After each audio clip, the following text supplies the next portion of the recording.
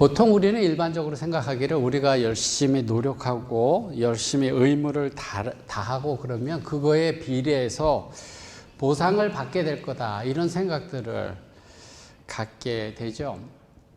며칠 전에 한국에서 대입 시험이 있었습니다. 고등학교 3학년 아이들, 또 재수한 학생들, 이런 학생들이 자기가 원하는 학교에 가기 위해서 열심히 공부하고 또 시험을 치렀죠.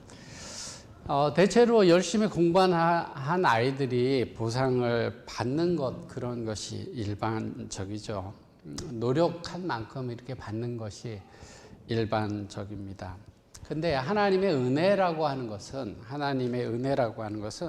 행한 일에 비례해서 주어지는 것이 아니에요. 하나님의 은혜는 우리가 살아가는 이 세상의 어떤 일들은 우리가 한 거에 대한 보상을 이렇게 받고 그거에 비례해서 이렇게 되지만, 하나님의 은혜는 말로 할 수 없는, 우리가 이렇게 한 일에 대한 보상으로 받는 것이 아니라 후하신, 우리 장로님이 아까 과정 공부 시간에 하나님이 광대하시고 크신 그 하나님을 말씀하셨지만, 그러한 하나님이 베푸시는 은혜는 우리가 계산할 수 없고 상상할 수 없는 그런 은혜를 하나님께서 주신다라고 하는 사실이에요.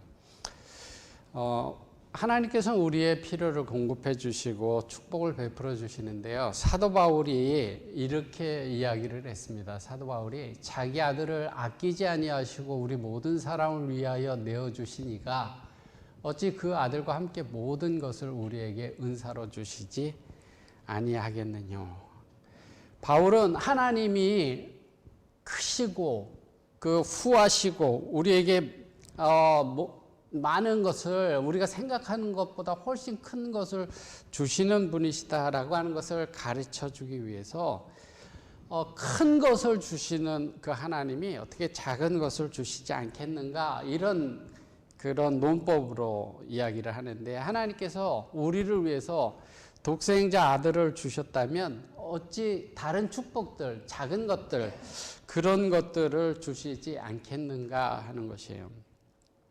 우리가 받게 될 어떤 축복도 하나님께서 우리에게 주신 독생자랑 비교할 수 있는 것은 없죠. 선물은 없죠. 그의 후하심, 하나님이 후하시고 크시고 사랑 많으시다라고 하는 것, 그러한 것이 십자가 위에서 우리에게 보여주셨는데, 바울은 하나님께서 우리 일생에 필요한 것들을 하나님께서 주시는데, 그 주시는 그 확실한 근거가 하나님이 예수님을 우리에게 주신 것을 보면 우리의 필요를 날마다 넘치도록 하나님께서 주실 것이다 라는 그런 확실한 근거를 가진다, 이렇게 이야기를 하고 있습니다.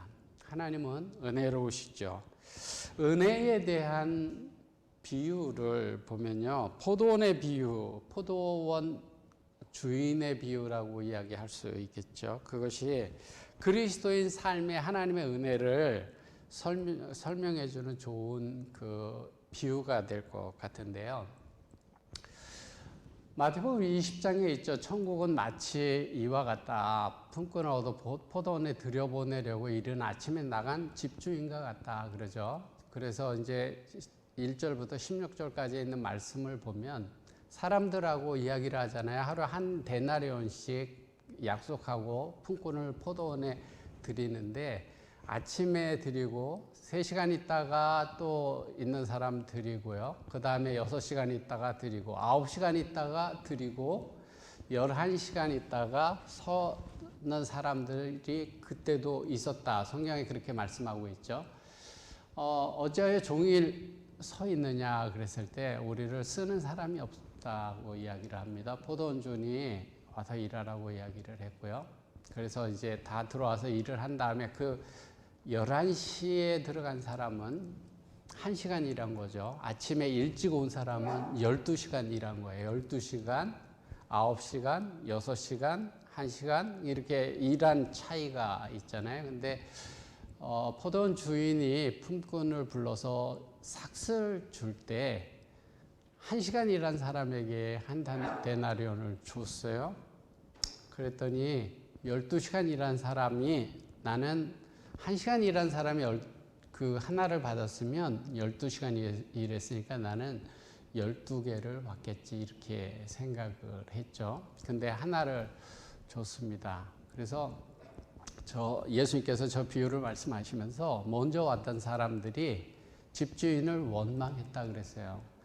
저 사람은 1시간밖에 일 안 했는데 하루 종일 일한 나랑 어떻게 똑같이 줍니까? 그렇게 이야기를 합니다. 그때 주인이 내가 잘못한 게 없다. 너랑 하나 주기로 약속했고 내가 나중에 온 사람에게 그렇게 주는 것은 내 뜻이다.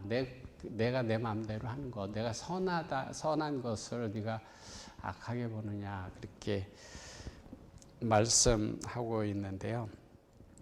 이 비유는 포도원의 주인과 품꾼에 대한 주인의 후함에 대해서 기록하고 있습니다. 예수님의 이 비유는요, 마태복음 20장에 기록되어 있는데 19장에 그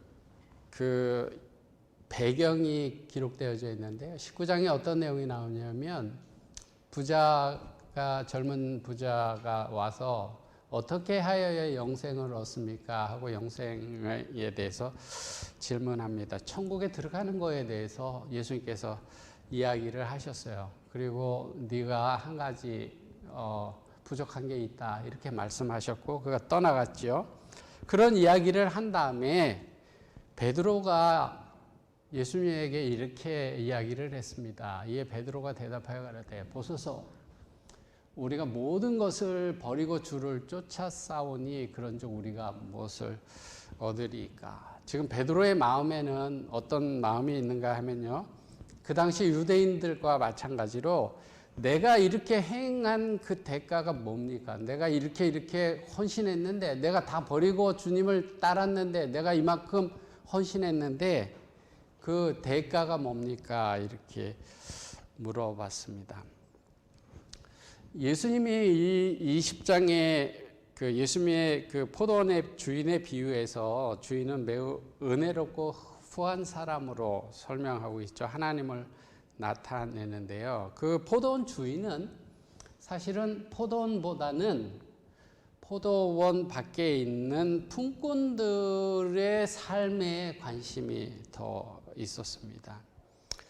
첫 번째 품꾼에게 하루 품삯을 주기로 동의했죠. 근데 그 하루 품삯을 받고 일하기로 그 사람들이 했어요. 그리고 다음 사람들은 이제 그 1시간, 6시간 뭐 이렇게 일하기로 하고 들어왔었는데요. 그 당시의 사람들을 좀 생각해 보면 그 당시의 사람들은 대부분이 그날 일해서 그날 먹고 사는 사람들이에요. 그날 일해서 그날 먹고 사는 사람들입니다.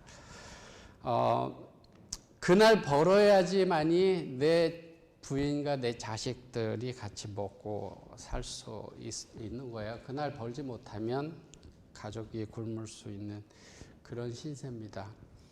오래전에 대부분의 사람들이 그날 벌어서 그날 사는 그런 풍족하지 못한 그런 삶을 살았어요. 우리 한국이 지금 굉장히 잘 사는 나라가 됐지만 저희 어머니, 저희 할아버지, 할머니 시대만 하더라도 그렇게 매일매일의 끼니를 걱정하면서 살던 그런 사람들이었어요. 그러니까 그렇게 길지 않은 거예요. 우리나라가 잘 살게 된 게 그렇게 길지 않아요.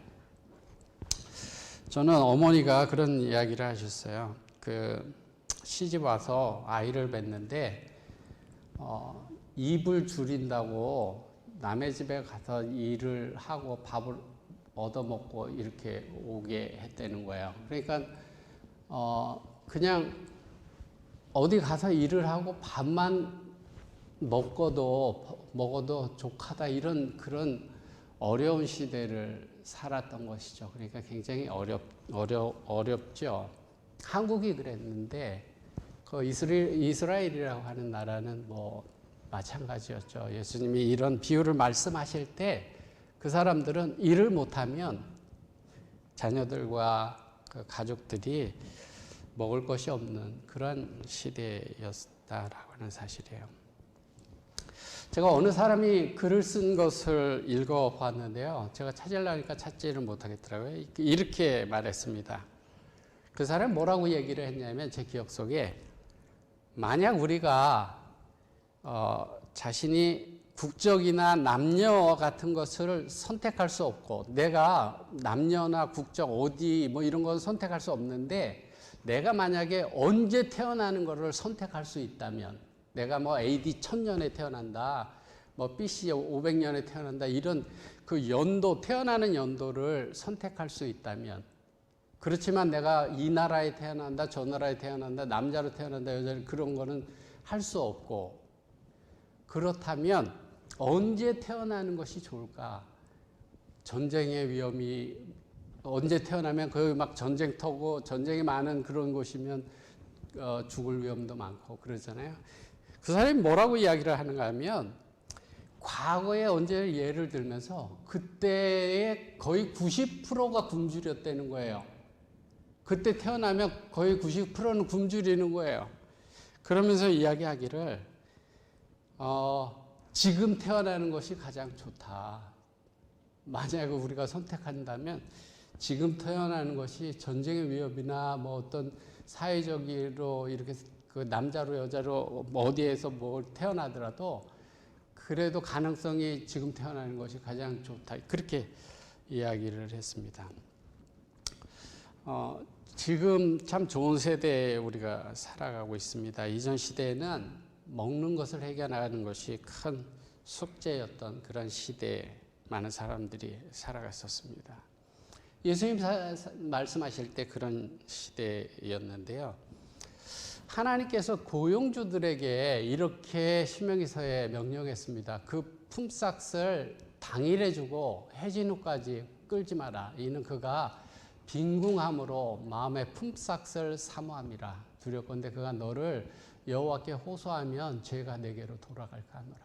사람의 일을 시키고 그러면 그 품삯을 그날 주라는 거예요. 왜냐하면 그 사람들이 너무 가난하기 때문에 그 품삯만 기다리고 그거가 있어야지 내 자식들 밥 먹을 텐데 이런 그런 형편에 있는 사람들 마음 아프게 하지 말고 그날 주라 그렇게 말씀했는데요.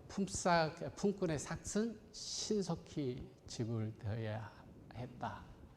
공궁하고 비난한 품꾼은 그 품삯을 당일에 주고 해지는까지 끌지 말라 그렇게 말씀합니다. 품꾼의 삭은 신속히 집을 되어야 되는데 왜냐하면 그 사람들이 그거에 매달려서 살아가는 사람들이기 때문에 굶주리기 때문에 그렇습니다. 포도원 주인이 고용한 사람들에게 값을 줄 때 일을 적게 한 사람들에게 더 후하셨습니다. 그 사람들이 얼마나 오래 일했느냐에 관계없이 하루에 품삯을 줬잖아요. 자신이 일한 만큼 받은 것이 아니라 가족을 부양하기 위해서 필요하는 것을 받았어요. 자기가 내가 이만큼 일했으니까 이만큼 받은 게 아니라 내가 가족을 먹여야 되는 그 필요를 그 주인이 줬다라고 하는 사실이에요. 주인은 일한 양에 따라서 줄 수도 있었겠지만 그렇게 하지 않고 그들의 필요에 따라서 주인은 주기로 선택했습니다. 일한 것에 대해서 주어야 할 의무나 빚으로 그 삭을 준 게 아니라 은혜로 지불했다는 것입니다. 이 비유에서 특히 우리가 초점을 맞춰야 되는 부분은 11시에 고용된 품꾼이에요. 1시간 일한 품꾼입니다. 그들은 최고로 후한 대접을 받았죠. 12시간 일한 사람하고 똑같은 대접을 받았습니다. 12배를 받은 것이죠. 주인이 왜 이들을 고용했을까? 그 사람 1시간의 일의 노동이 필요했기 때문이 아니고요. 그 사람들은 가족을 부양하기 위해서 누군가가 자기를 고용해 주기를 바라면서 하루 종일 서 있었습니다. 포도원 주인은 자기의 필요 때문이 아니라 그들의 필요를 채워주기 위해서 그들을 고용했어요. 그들에게 주기 위해서 고용한 것입니다. 포도원 주인은 우리의 필요를 아시고 우리의 필요를 채워주기 위해서 그때도 역사하셨고 오늘날에도 역사하시는 하나님이라고 하는 사실을 우리가 잊지 말아야 합니다. 하나님이 자신을 섬기도록 우리를 부르신 것, 하나님의 전에 나와서 예배 드리라고 하나님께 경배하라고 하는 것은 그분이 우리를 필요해서가 아니라 우리가 그분이 필요하기 때문에 그렇게 부르셔서 예배 드리라고 하는 것이라고 하는 사실이에요. 성경은 하나님을 은혜로우신 분이라고 말씀합니다. 여호와로라 여호와로라 자비롭고 은혜롭고 노하기를 더디하고 인자와 진실이 많은 하나님이로라 말씀합니다. 매일의 삶에서 우리가 인식하지 못하기 때문에 그렇지 하나님의 은혜는 우리에게 말 못할 만큼 풍성히 우리에게 임하고 함께 하십니다. 이스라엘 백성들의 경험을 보면요, 부조와 선지자에 이렇게 말씀합니다. 그 광대하고 위험한 광야, 곧 불뱀과 정갈이 있고 물이 없는 간조한 땅에서 그들을 보호한 것은 오직 하나님의 능력이었는데 그들이 여행하는 동안 하루도 하나님의 은혜로운 이적으로부터 보호함을 받지 않은 날이 없었다. 하나님께서 인도하는 모든 길에서 그들은 갈증을 풀어주는 물을 발견했고 하늘에서 내린 떡은 배고플 때에 그들을 허기를 채워줬고 낮에 구름 기둥 그늘과 밤에 불 기둥 아래서 평화와 안전을 얻었다. 암석의 험준한 산길을 오를 때 광야의 울퉁불퉁한 길을 헤치고 나갈 때 천사들은 그들을 위해 봉사했다. 하나님께서는 그들의 앞길에 삼림과 사막에 있는 맹수와 독사류를 제거하셨다. 이스라엘 백성들의 광야 생활 속에 하나님의 은혜 없이 산 순간은 없다는 거예요. 순간마다 그들이 기억 못할 뿐이지 느끼지 못할 뿐이지 하나님의 은혜 속에서 살아왔다는 거예요. 근데 이스라엘 백성들의 경험만이 아니라는 거예요. 이 하나님의 은혜 속에서 순간순간 살아가는 것은 오늘날도 마찬가지라고 하는 것이에요. 우리가 느끼지 못하고 인식하지 못할 뿐이지 매일 매 순간이 사랑 많으신 후하신 하나님의 은혜 속에 우리가 살아가고 있다라고 하는 사실입니다. 우리가 그런 하나님의 은혜를 볼 수만 있다면 우리의 삶이 너무나 감사하고 너무나 행복해하는 그런 삶을 우리가 살게 될 것입니다. 그런데 그 은혜를 느끼지 못하기 때문에 우리가 이 땅에 살아가면서 불평도 많고 걱정도 많고 그렇게 하는 것이죠. 하나님은 우리의 잘하고 잘못함에 따라서 축복하고 거뒀다 그런 분이 아니에요. 과실에 무관하게 값없이 축복해 주시는 분이십니다. 하나님이 창조하셨을 때 보시기에 좋은 것을 주셨어요. 준비하셨어요. 보시기에 좋은 모든 것들을 준비하셨습니다. 그 에덴 동산이 얼마나 아름다웠을지를 한번 생각해 보세요. 에덴 동산에 선악을 알게 하는 나무만 있었던 게 아니라 그 나무 말고 그것보다 훨씬 더 아름답고 훨씬 더 달콤한 많은 과일 나무들, 그 아름다운 것들을 하나님께서 준비해 놓으셨죠. 그리고 봤을 때 배필이 부족한 것을 보시고 배필의 필요를 하나님께서 아시고 아내를 허락해 주셨습니다. 사람이 범죄했죠. 범죄하고 하나님께서 하지 말라고 한 일을 했습니다.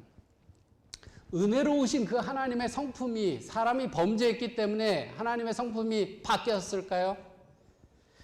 은혜롭기를 하나님께서 내가 이제 더 이상 너에게 은혜롭지 않겠다. 네가 범죄했기 때문에 나는 은혜로운 그것을 끊겠다.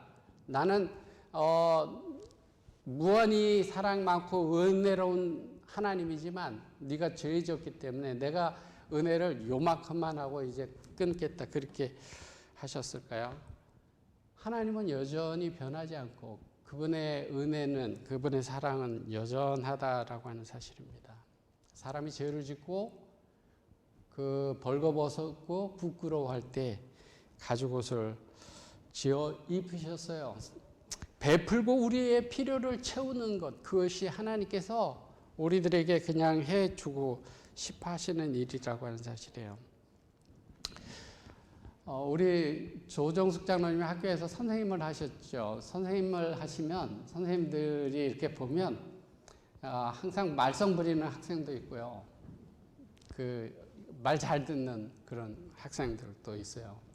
저를 기억하는 선생님들이 저를 어떻게 기억할지 잘 모르겠는데 하여간에 지각하지 않고 매일 일찍 오는 학생들이 있어요. 그리고 숙제를 레포트를 내라 그러면 꼬박꼬박 잘 내고 또 공부 열심히 하는, 그래서 시험 보면 잘 보는 그런 학생들이 있습니다.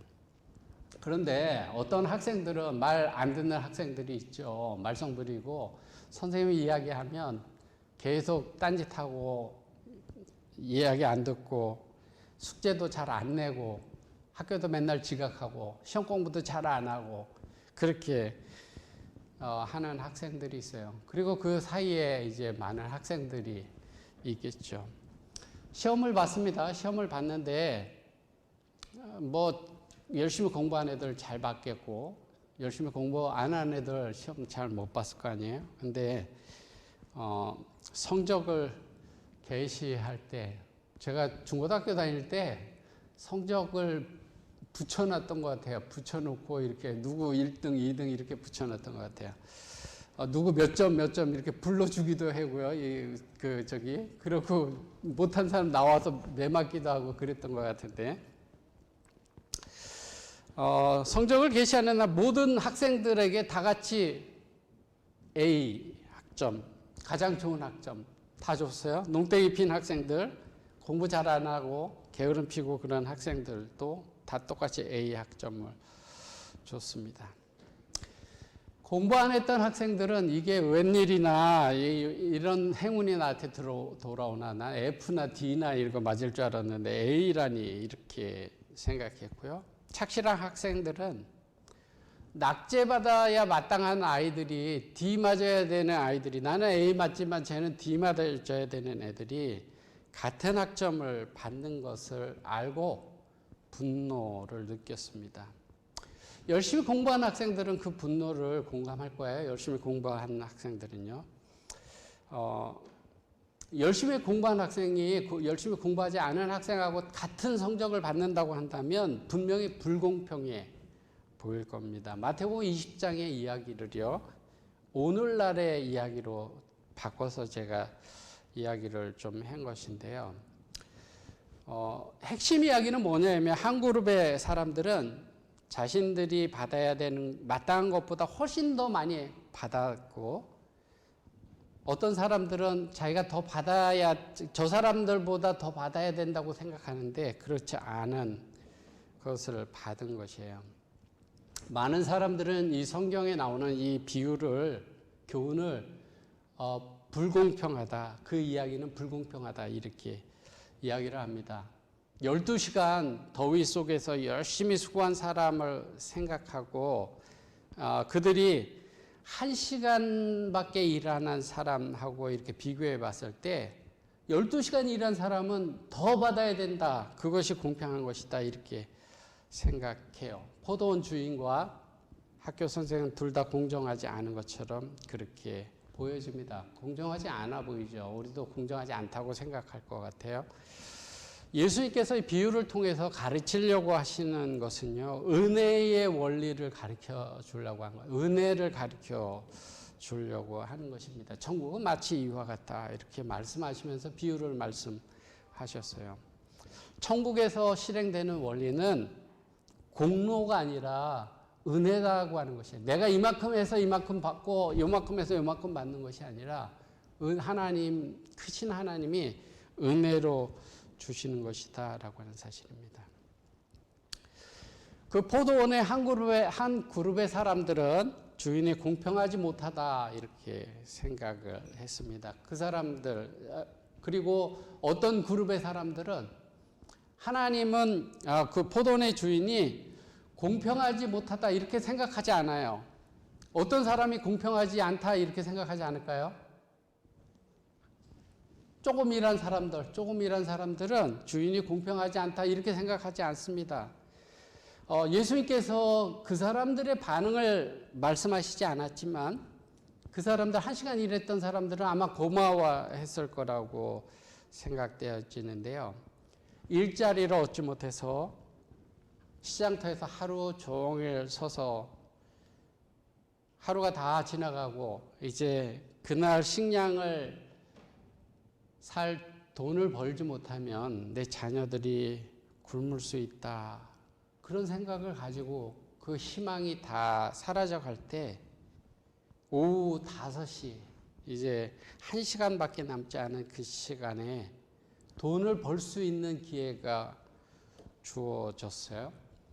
그 사람들의 마음속에는 어떤 생각이 드냐면 내가 하루 일당의 12분의 1을 벌 수 있겠구나. 그렇지만 그거 가지고 내 자녀들을 먹이고 이렇게 하기는 부족하겠구나. 이렇게 생각을 했겠죠. 그때 그 주인이 하루 일당을 다 줬을 때 그들이 얼마나 기뻤을까요? 포도원 주인이 불공평한 사람이다 이런 생각을 하지 않고 포도원 주인은 매우 후한 사람이다. 이분은 사랑이 많은 사람이다. 이런 생각을 가졌죠.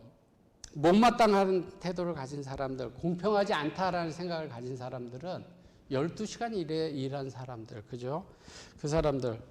우리 그리스도인들이 본능적으로 이 이야기는 공평하지 않다 이렇게 생각하는 것은 우리가 12시간 일한 사람하고 우리를 동일시하기 때문에 그래요. 우리가 1시간 일한 사람이라고 동일시한다면 이 주인은 후한 분이다. 은혜가 많은 분이다. 사랑이 많은 분이다. 이렇게 생각할 텐데 우리가 12시간 일한 사람하고 동일시하니까 저 사람보다 내가 더 많이 받아야 되는데 나를 더 안 주면 이건 공평하지 않은 거야. 이런 생각들을 갖게 됩니다.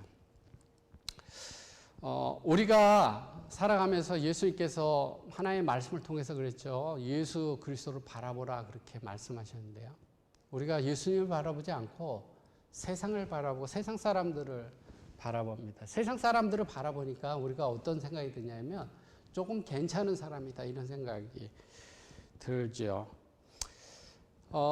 그러다 보면 괜찮은 사람이다 이런 생각이 들면 어떻게 해요? 괜찮은 만큼 이만큼 일한 사람이다. 12시간 일한 사람이다. 이런 생각을 갖게 되면 그거에 따른 보상을 기대하게 되죠. 베드로가 그랬던 것처럼요. 우리가 예수님을 바라보고 예수님과 비교해서 내가 정말 가치없는 존재다라고 하는 사실을 깨닫게 된다 그러면 내가 12시간 일한 사람이기 때문에 받을 그런 그 자격이 있다 이런 마음이 하나도 없어지게 될 거고요. 나는 받을 자격이 없는 사람이다 이런 그런 1시간밖에 일 안 한 사람이라는 그런 생각을 갖게 되잖아요. 그랬을 때 하나님께서 주시는 은혜를 우리가 경험하게 되면 감사하게 되는 것이죠. 평생 하나님을 위해서 헌신했던 아버지가 아주 아픈 암으로 고생하다가 죽어가는 그런 아버지를 둔 자녀가 있습니다. 그 자녀가 이렇게 이야기를 해요. 어떻게 평생 하나님을 위해서 수고한 결과가 고작 이것인가? 하나님을 위해서 수십 년 헌신하고 봉사했는데 왜 아버지가 이런 고통 속에서 돌아가셔야 되는가? 이 사람의 마음속에는 뭐예요? 아버지가 하나님을 위해서 이만큼 헌신했기 때문에 하나님께서는 우리 아버지에게 이렇게 해 주셔야 되지 않습니까? 우리 아버지가 한 거에 대한 보답을 하셔야 되잖아요. 이만큼 일했으니까 이만큼 일한 거에 대한 그것을 주셔야 되지 않습니까? 그렇게 하는 입장에 있는 것이죠. 하나님께 헌신했기 때문에 하나님께서 갚아야 할 빚이 있다고 생각하는 것입니다. 우리도 때로 그렇게 할 때가 있는데요. 하나님, 저는 신앙대로 열심히 살아왔습니다. 지금까지 제가 교회에 헌신하고 말씀대로 살려고 노력했던 거 주님 아시죠? 근데 제가 지금 특별히 이 기도에 대한 응답이 지금 필요합니다. 이렇게 만약에 기도한다고 한다면 우리는 은연중에 어떤 생각을 하고 있는가 하면 하나님 내가 이렇게 했으니까 하나님 갚아주셔야 합니다. 더 나은 보상을 기대하는 것이에요. 그러한 태도는 어떤 것이냐면 12시간 일한 사람의 일꾼의 위치에 우리를 두는 것이에요. 우리의 신앙이 12시간 일한 사람의 위치에 우리를 두느냐 아니면 1시간 일한 사람의 위치에 우리를 두느냐가 전혀 달라요. 우리의 신앙의 모습은. 하나님은 우리에게 1시간 일한 사람의 위치에서 살아가기를 하나님께서 원하시는데요. 우리는 너무나 자주 12시간 일한 사람의 위치에서 생각해요. 그렇기 때문에 내가 이렇게 열심히 했는데 하나님 왜 저 사람은 저렇게 잘 되고 저 집은 잘 못하는 것 같은데 축복 주시고 나는 왜 이래요? 이런 마음들을 갖게 되는 것은요. 내 자신의 12시간 일한 사람의 위치에 나를 두는 것이에요. 누가복음 7장에 보면 백부장이 나오죠. 백부장이 예수님께서 가버나움에 들어가셨습니다. 예수의 소문을 듣고 유대인 장로 몇을 보냈어요. 그래서 사랑하는 종이 백부장의 종이 병들어 죽게 되었사오니 보내서 구원해 주시기를 청했다 그랬어요. 이 유대인 장로들은요 그렇게 해줘야 된다고 그렇게 이야기를 해요. 저 성경 그 뒤에 한번 보시겠어요? 자 보세요. 4절 5절에 이에 저희가 예수께 나와 간절히 구하여 가로되 이 일을 하시는 것이 이 사람에게는 합당하니이다. 저가 우리 민족을 사랑하고 또한 우리를 위하여 회당을 지었나이다. 예수님 저 사람 이야기 들어줘야 되는데 왜 그러냐면 저 사람이 들어줄 만한 그런 사람이에요. 저 사람이 우리 그 로마 사람이지만 우리 민족을 사랑하고 회당까지 지어준 사람이에요. 그렇기 때문에 예수님께서 보답을 하셔야 돼. 저 사람 한 거에 대한 값을 갚아주셔야 됩니다. 이렇게 지금 유대인들이 이야기를 하는 거예요. 제가 이스라엘 갔을 때 가버나움에 갔었어요. 저기가 가버나움 옛날 동네 이제 들어가는 거예요. 가버나움이에요. 가버나움에 가면 유대인의 회당이 있어요. 저거는 아마 예수님 때보다 조금 뒤에 만들어진 거고 저 하얀 돌 밑에 까만 돌이 있어요. 저 가버나움 그 회당 근처에 베드로의 집이 있었는데요. 저런 회당을 백부장이 지어줬다는 거예요. 생각해 보세요. 점령군이에요. 전쟁이 나서 딴 나라를 점령한 그 군인이에요. 군인의 높은 사람이. 그 사람이 그 점령한 나라를 사랑하고 그 백성들을 사랑하고 그 사람들이 섬기는 신의 그 성전을 예배드리는 장소를 지어줬다라고 하는 것은 보통 사람이 아닌 거예요. 이 백부장이 보통 사람은 아닌 것이죠. 그렇기 때문에 유대인 장로들이 이야기하기를 예수님께서 저 사람 이야기 들어주셔야 합니다. 저 사람 들어줄 만한 사람입니다. 그 보상을 해줘야 됩니다. 갚아줘야 됩니다. 이렇게 이야기를 하고 있는 거예요. 근데 로마 백부장의 생각은 유대인 장로들과 같지 않았습니다. 자기는 그러한 일을 했기 때문에 받을 만하다 그렇게 생각하지 않았어요. 백부장이 이렇게 이야기를 했잖아요. 주여 수고하지 마십시오. 내 집에 오심을 나는 감당치 못하겠습니다. 내가 나가기도 감당치 못해. 그냥 말씀만 하시면 하이니 낫겠습니다. 이 사람이 보통 사람이라면요, 와서 아침부터 일한 일꾼이라고 그렇게 생각했을 거예요. 나는 이만큼 수고했어. 12시간 일했어. 그렇기 때문에 당신은 그 값을 갚아줘야 돼. 그렇게 생각했을 거예요. 그렇지만 이 백부장의 마음에는 그런 마음을 가지지 않았어요. 11시에 온 일꾼처럼 1시간밖에 일 안 한 일꾼처럼, 그래서 받을 자격이 없는 사람인 것처럼 그렇게 예수님을 바라봤습니다. 그랬을 때 이 사람의 요청이 받아들여졌을 때 자기가 받을 자격이 없음에도 불구하고 주셨다라고 하는 그 받은 거에 대한 기쁨이 그 사람은 넘치는 것이에요. 빌려준 것, 내가 해준 것에 대한 값을 받는다라고 했을 때는 당연한 것을 받는다 이렇게 생각을 하지만, 선물로 받는다라는 생각을 했을 때는 기쁨이 넘치는 것이죠. 내가 한 것보다 훨씬 더 큰 것을 선물로 받는다 할 땐 기쁨이 넘치는 거예요.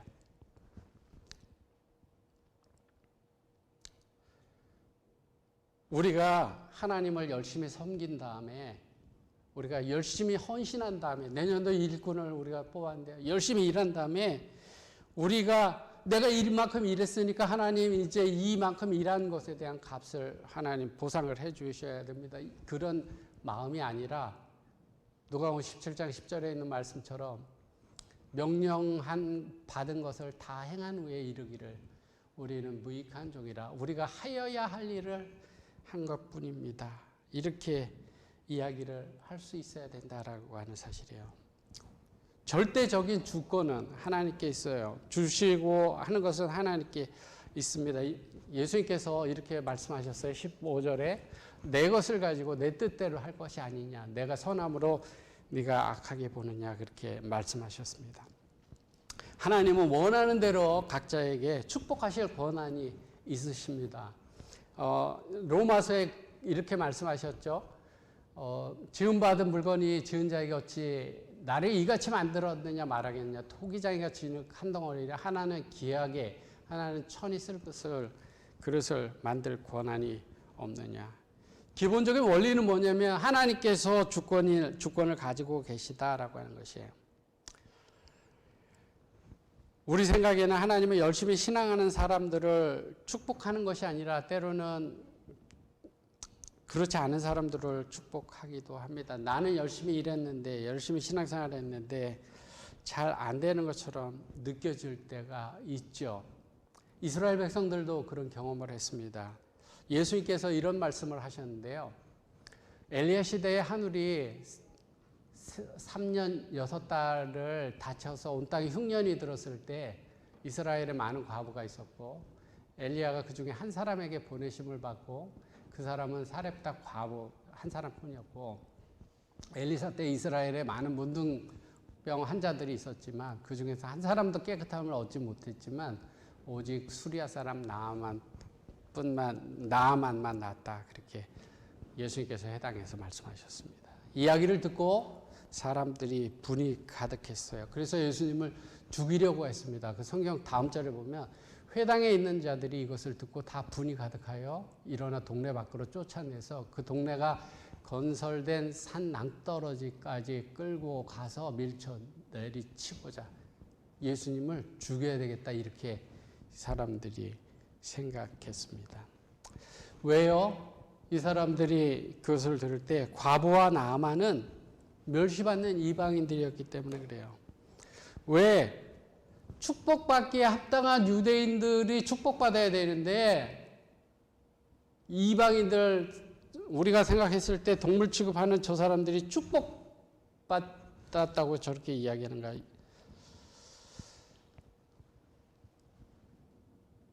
그런 생각을 가지고 이 사람들이 화가 났어요. 이건 우리가 받아야 되는데 저 사람들을 축복했단 말이야. 저 사람들이 나보다 더 많은 것을, 내가 받아야 되는 것보다 더 많은 것을 받았단 말이야. 이런 생각을 가지고 저 사람들은 사실은 구원받을 사람들이 아닌데, 이런 생각을 그들이 가지고 그렇게 했다는 거예요. 그런데 그 이방인들이요, 그때 당시에도 구원받지 못하도록 그렇게 계획되어 있는 것이 아니에요. 만일 이스라엘이 맡은 바 임무에 충실했더라면 천하 만민이 그들의 축복에 동참했을 것이에요. 천하 만민이에요. 구원의 진리에 대한 지식을 위탁받은 자들이 마음이 저희 주위에 있는 자들의 필요에 감응하지 않았다. 이방 사람들에게 안 했다는 거예요. 하나님의 목적이 잃어버린 바 되었을 때 이방인들은 하나님의 은혜가 미치지 못하는 곳에 있는 것처럼 보이게 됐다. 원래는 그게 아니라는 거예요. 진리의 빛은 억제되고 어둠이 성행하였다. 결국은 무지의 장막에 덮였고 하나님의 사랑은 거의 알려지지 아니하였으며 오류와 미신이 성행했다. 원래 이방 사람들은 축복에서 제외된 것이 아니라 이스라엘 사람들을 통해서 축복이 이렇게 가도록 다 그렇게 돼 있었는데 이스라엘 사람들이 그렇게 하지 않았기 때문에 이방 사람들에게 닫혀졌다는 거예요. 근데 이방 사람들에 대해서 이 사람들은 생각하기를 그 사람들은 축복받을 사람들이 아니다 이렇게 생각했던 거예요. 하나님께서 자기 백성이 아닌 이방 사람인 나아만을 축복하셨다 그렇게 말씀했습니다. 유대인들 중에 나아만보다 나은 사람이 없었을까요? 나아만보다 더 축복받을 만한 사람이 없었을까요? 그렇지 않을 거라고 생각됩니다. 나아만은 오만한 사람이었어요. 쉽게 화를 내는 사람이었습니다. 축복받을 만한 그런 사람이 아니었습니다. 하나님은 그를 축복하셨어요. 하나님의 주권으로 축복하셨습니다. 축복받지 못할 것처럼 보여지는 사람에게 하나님께서 축복하시는 것은 하나님의 주권이고 하나님의 은혜를 하나님께서 나눠주시는 것이에요. 우리가 뭐라고 할 수 없는 것입니다. 하나님의 은혜가 나의 가족들에게 베풀어질 때 사람은 기뻐합니다. 그렇지만 나보다 받을 만하지 못하다고 하는 사람이 축복을 받으면 어떤 생각이 드냐면 그 후하신 사랑 많으신 하나님 때문에 시기하게 되고 마음이 상하게 됩니다. 포도원의 비유에서 나오는 일꾼들이요. 우리는 종일 수고와 더위를 견뎠는데 다른 사람이 우리보다 축복을 더 많이 받았다고 생각하게 되는데요. 하루 종일 일한 사람들은 임금을 적게 받아서 화가 난 게 아니고요. 덜 받을 만한 사람들이 자기와 동일하게 받았기 때문에 불평한 거예요. 자기가 덜 받았기 때문이 아니라 저 사람이 더 많이 받아서 화가 난 거예요. 제가 이제 말씀을 정리하는데요. 돌아가는 일꾼을 한번 생각해 보세요. 지금 이제 품꾼을 한 데나리온씩을 받고 주머니에 넣고 돌아갑니다. 마음속에 내가 이것으로 이제 내 자녀를 먹일 수 있겠다. 이렇게 늦게 이제 돌아가면서 늦게 온 1시간 일한 사람을 한번 생각해 볼게요. 그 사람 주머니에 가족들을 먹일 그 하루의 품삯이 들어 있습니다. 마음속에 만약에 자기가 일한 대가로 받은 금액이 아니라 은혜로 주어진 것이다 라는 그런 생각을 가졌다면 그 마음속에 감사하는 마음이 있었겠죠. 그 사람들 마음속에. 근데 만약에 내가 이거를 이만큼 받으려면 이만큼 했어야 되는데 이런 마음을 가졌다면 그 사람들 어떤 마음이 들었을까요? 지금 그 한 달란트를, 한 데나리온을 받아서 가는 사람이 내가 이거를 받아가려면 이 12시간은 일했어야 되는데 이런 생각을 가졌다면 그 사람 마음속에 어떤 생각이 들까요? 좀 죄책감, 내가 못한 거에 대한 죄책감을 가지고 있었겠죠. 근데 그 사람이 그렇지 않고 자기가 이만큼 일했지만 이만큼 일한 것, 이만큼을 받은 것을 생각하는 은혜를 느낀다면 마음속에 기쁨과 감사 가운데 돌아갔을 거예요. 우리가 신앙생활 하면서요. 때로는 하나님의 은혜를 우리가 많이 받아요. 많이 받는데 내가 이만큼 해야 되는데 이런 생각을 가지면 한 거에 대한 보상으로 그런 생각을 가지면 많이 은혜를 받아도 감사하지 못하고 죄책감이 들고 미안한 마음이 들고 그런 생각이 들어요. 그렇지만 하나님의 은혜로 받는다라는 생각을 갖게 되면 내 마음속에 기쁨과 감사가 넘치죠. 만약에 12시간 일한 사람이 집으로 돌아간다고 생각해 보세요. 1시간 일한 사람하고 똑같이 주머니에 같은 금액이 들어 있습니다. 그렇지만 그 사람의 마음속에는 불만족이 있죠. 마음이 상해 있습니다. 저 사람은 덜 받았어야 되는데 이런 생각이 들어요. 저 사람이 일한 거에 비해서 너무 많이 받았고 나는 그렇지 않아. 주인은 공평하지 않았고 나는 보상을 더 받았어야 됐어. 이런 생각을 하면 불만족스럽고 기분이 상하지요. 은혜를 베푸시는 하나님의 주권은 하나님에게 있습니다. 하나님께로부터 받는 것에 대해서 불평할 근거가 우리에게 아무것도 없습니다. 더 많이 했기 때문에 더 많이 받아야 된다는 생각은 우리 마음에 불평과 불만족을 가져다 줍니다.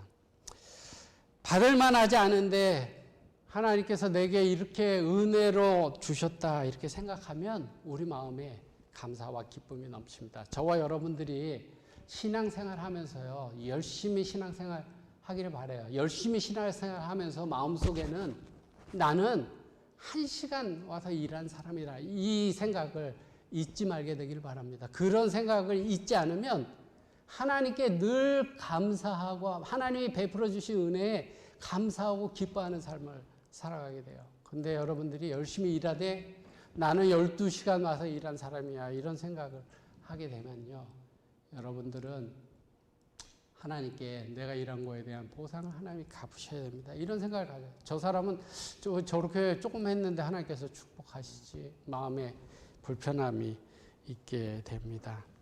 저는 이제 말씀을 마칩니다. 하나님께서는 말할 수 없는 은사를 우리에게 날마다 허락하십니다. 그 은사로 인해 하나님께 감사하노라고 사도 바울이 고백했습니다.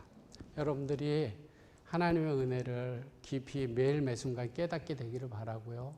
헌신하고 신앙생활하는 가운데 나는 1시간 하나님이 나를 불러서 일하는, 내가 일한 것만큼 하나님께서 주신 것이 아니라 넘치도록, 크신 하나님이 넘치도록 주신 은혜를 내가 받고 살아가는 사람이라는 사실을 잊지 않는다면 저와 여러분들이 늘 기쁨 가운데 살아가게 될 겁니다. 하나님의 은혜를 늘 기억하면서 기쁨 속에 살아가는 저와 여러분들이 되기를 바라면서 말씀 줄이겠습니다.